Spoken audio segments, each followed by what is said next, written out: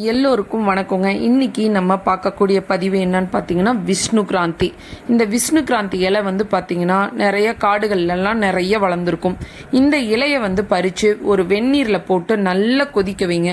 கொதிக்க வச்சதுக்கப்புறமா நாள்பட்ட சளி இருக்கிறவங்க வந்து இந்த விஷ்ணு கிராந்தி இலையை வந்து வெந்நீரில் போட்டு கொதிக்க வச்சு குடிக்கும் போது வந்து பார்த்தீங்கன்னா இருமல், சளி, உடல் சூடு, எப்பேற்பட்ட காய்ச்சலாக இருந்தால் கூட சரியாயிடுங்க.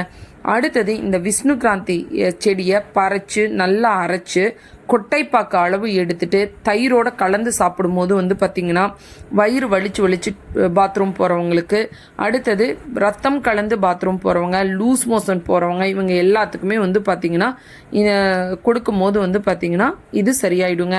அடுத்தது இந்த விஷ்ணு கிராந்தி இலையை வந்து செடியை பறித்து ஒரு டம்ளர் தண்ணியில் போட்டு நல்லா கொதிக்க வச்சு அரை டம்ளர் ஆனதுக்கப்புறமா அதை நல்லா வடிகட்டிட்டு நீங்கள் அதோட பனம் கல்கட்டு இல்லைன்னா தேன் கலந்து நீங்கள் சாப்பிடும்போது வந்து பார்த்திங்கன்னா உங்களுக்கு மன அழுத்தம், தூக்கமின்மை, விந்துத்தன்மை அதிகரிக்கும். அடுத்தது கருமுட்டை வளர்ச்சி அடையும். அடுத்தது நரம்பு பலப்படும், உடல் சோர்வு நீங்கும், உடல் வெளி நீங்கும். டீ காஃபிக்கு பதிலாக இந்த விஷ்ணு கிராந்தி இலையோட சூப்பை நீங்கள் குடிக்கும் போது வந்து பார்த்தீங்க அப்படின்னா எப்பேற்பட்ட காய்ச்சலாக இருந்தாலும் சரியாயிடும்.